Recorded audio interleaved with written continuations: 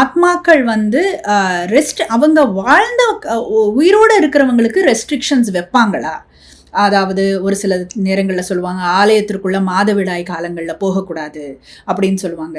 ஒரு சிலர் சொல்லுவாங்க, இந்த மாதிரி ஆடைகள் போட்டுக்கிட்டு போகக்கூடாது அப்படின்னு. ஒரு சிலர் சொல்லுவாங்க, நீங்கள் இப்படித்தான் ஒரு ஆச்சார அனுஷ்டானமாக நடந்துக்கிட்டு போகணும். ஒரு சிலர் அந்த டூஸ் அண்ட் டோன்ட்ஸ் நிறைய இருக்குது ஆலயங்களுக்கு போகணும்னா. இது உண்மையாகவே இருக்குதா அப்படின்னா, ஐயாவுடைய கருத்தின்படி பரபிரம்மத்துக்கு உருவமே கிடையாது.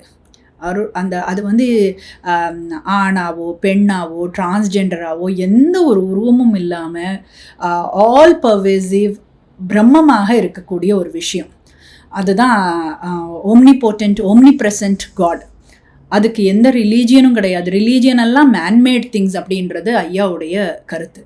ஸோ அந்த இறை வந்து நமக்கு சொல்ல போகிறதில்ல, நீ இப்படி தான் இருக்கணும், நீ ஆணாக தான் இருக்கணும், நீ ஆணாக இருந்தாலும் நீ இந்த மாதிரி அனுஷ்டானங்களெல்லாம் நீ ஆதரிக்கணும், அப்போ தான் நீ உள்ளுக்குள்ளே வரலான்னு அதை சொல்கிறதில்ல.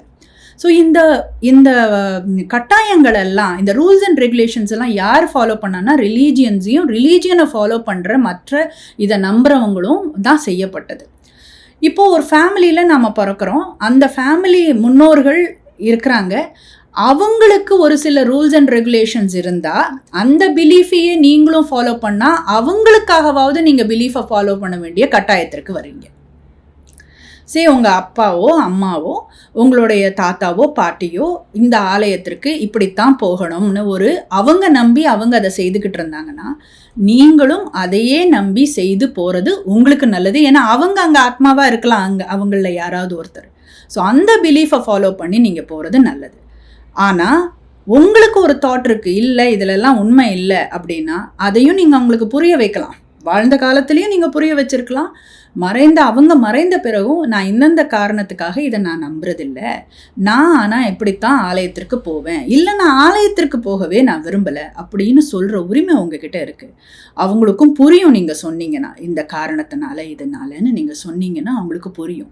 So communication is so simple, so easy. நாம் தான் அதை வந்து காம்ப்ளெக்சிட்டியாக பண்ணிக்கிட்டு இருக்கோம். நாம் என்ன நினச்சிக்கிட்டு இருக்கோம்னா உடம்பு இல்லைன்னும் போது அந்த கம்யூனிகேஷன் ரொம்ப காம்ப்ளெக்ஸ் அப்படின்னு நினச்சிக்கிட்டு இருக்கோம். இல்லை, எதுவுமே ட்ரூத்ஃபுல்லாக இருந்தால் it's very simple and very easy அவங்கக்கிட்ட தொடர்பு கொள்வது. அவங்களுக்குன்னு எந்த விதமான ரெஸ்ட்ரிக்ஷன்ஸும் இல்லை, இதெல்லாம் மேன்மேட் ரெஸ்ட்ரிக்ஷன்ஸ்.